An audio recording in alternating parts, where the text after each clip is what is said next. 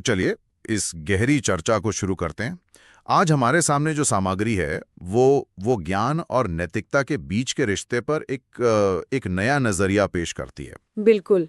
अक्सर हम सोचते हैं कि किसी बात पर यकीन करना या उसे जानना वो सही है या गलत। हाँ, यही बाइनरी होती है ज्यादातर। लेकिन क्या हो अगर सही सवाल ये ना हो कि ये विश्वास सही है या नहीं, बल्कि ये हो कि एक अच्छा विचारक या ज्ञानी व्यक्ति होना कैसा होता है। ये एक बहुत ही दिलचस्प बदलाव है। मतलब परंपरागत रूप से तो ज्ञान को सही जानकारी के तौर पर ही देखा जाता था, लेकिन ये चर्चा हमें एक बिल्कुल अलग दिशा में ले जाती है। ये पूछती है, क्या ज्ञान सिर्फ तथ्यों को जमा करना है या फिर ये एक तरह का चारित्रिक गुण है? हाँ, क्या एक अच्छा इंसान होना और एक अच्छा विचारक होना, ये दोनों बातें आपस में जुड़ी हुई हैं? बिल्कुल। और यहीं पर ये चर्चा सच में दिलचस्प हो जाती है। ये हमें सोचने पर मजबूर करती है कि क्या दिमागी तौर पर ईमानदार होना, साहसी या खुले विचारों वाला होना नैतिक रूप से अच्छा होने जैसा ही है? तो आज हम इसी पहेली को परत दर परत सुलझाने की कोशिश करेंगे। ठीक है, तो इसे समझने के लिए पहले ये देखते हैं कि हम ज्ञान या सही विश्वास को आंकते कैसे हैं। हाँ, वो जो पारंपरिक बहस है। एक तरफ एक विचार है जो कहता है कि आपका विश्वास सही है या नहीं, ये उन बाहरी चीजों पर निर्भर करता है जिनके बारे में आपको पता भी नहीं होता। जैसे आपकी आंखों की रोशनी ठीक से काम कर रही है, इसलिए आप चीजें देख पाते हैं। आपको ये जानने की जरूरत नहीं है कि आंखें कैसे काम करती हैं। अच्छा, इसे बाहरी या एक्सटर्नलिस्ट नजरिया कहा जा सकता है। इसमें ज्ञान एक अच्छी मशीन की तरह है जो सही परिणाम देती है। आपको प्रक्रिया के बारे में जागरूक होने की जरूरत नहीं है। बिल्कुल। लेकिन एक दूसरा नजरिया भी है जो अंदरूनी या इंटरनलिस्ट है। ये कहता है कि किसी विश्वास के सही होने के लिए आपको उसके कारणों तक पहुंच होनी चाहिए।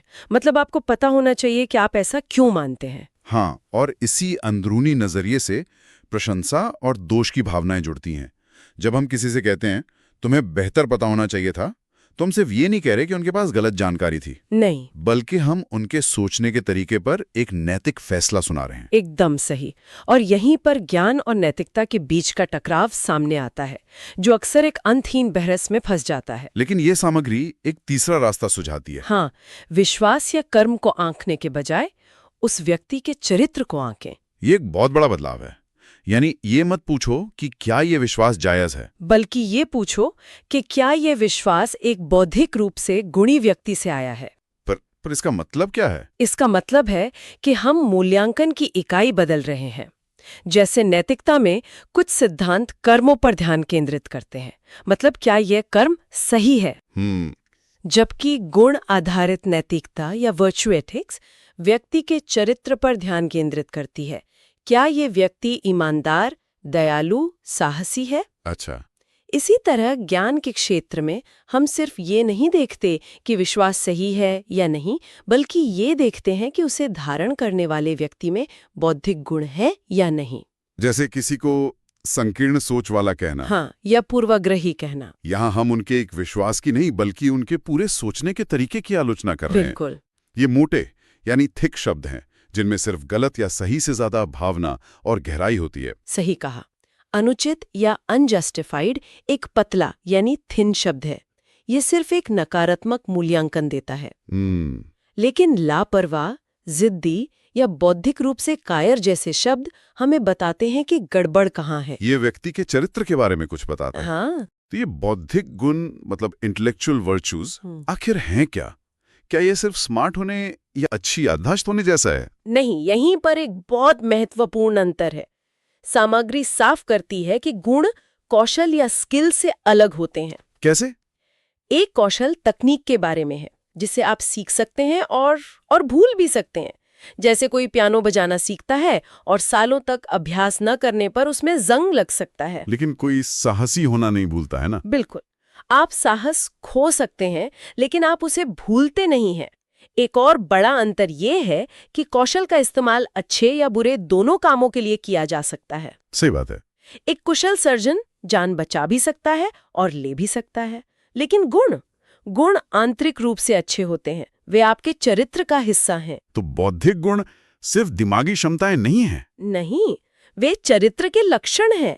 जैसे सबूतों को इकट्ठा करने और उनका मूल्यांकन करने में खुले विचारों वाला होना। Open mindedness. हाँ, या फिर दूसरों के तर्कों का निष्पक्ष मूल्यांकन करना। फेयरनेस। बौद्धिक दृढ़ता और सावधानी। Intellectual Perseverance and care. और बौद्धिक विनम्रता। Intellectual humility. ये हिस्सा मुझे सबसे ज्यादा आकर्षक लगा। हमें हमेशा सिखाया जाता है कि सोचने में भावनाओं को दूर रखना चाहिए। हाँ, कि तर्क और भावनाएं अलग अलग हैं। लेकिन यहाँ तर्क दिया गया है कि भावनाएं और विश्वास गहराई से जुड़े हुए हैं। हाँ, ये क्रांतिकारी विचार है। हाँ, ये बताता है कि विश्वास सिर्फ एक ठंडा तार्किक मूल्यांकन नहीं है, बल्कि उसमें एक एक भावनात्मक पहलू भी है। अच्छा। जैसे किसी ऊंची चट्टान के किनारे पर खड़े होने पर गिरने का विचार एक तीव्र भावना पैदा करता है ना। हाँ, डर। वही, वो डर हमें विश्वास दिलाता है कि गिरना एक वास्तविक खतरा है। ये सिर्फ एक संभावना का आकलन नहीं है। सामग्री में एक बहुत ही मजेदार उदाहरण है अंकल टोबी का। हाँ, वो बहुत अच्छा उदाहरण है, जो एक सैन्य नक्शे का अध्ययन इसलिए शुरू करते हैं ताकि वे अपनी चोट के बारे में बिना भावुक हुए बात कर सकें। लेकिन जल्द ही ये जरूरत ज्ञान के लिए गहरे जुनून में बदल जाती है। वो सिर्फ जरूरत के लिए नहीं, बल्कि जानने की खुशी के लिए सीखते हैं। ये एक बेहतरीन उदाहरण है जो दिखाता है कि बौद्धिक गुणों की नींव ज्ञान के प्रति एक तरह के प्रेम या प्रेरणा में होती है। अच्छा। ये सिर्फ सच जानने की इच्छा नहीं है, बल्कि समझने की, बुद्धिमत्ता हासिल करने की गहरी चाहत है। तो ये गुण इसी गहरी प्रेरणा से पैदा होते हैं और उसे नियंत्रित करते हैं। बिल्कुल।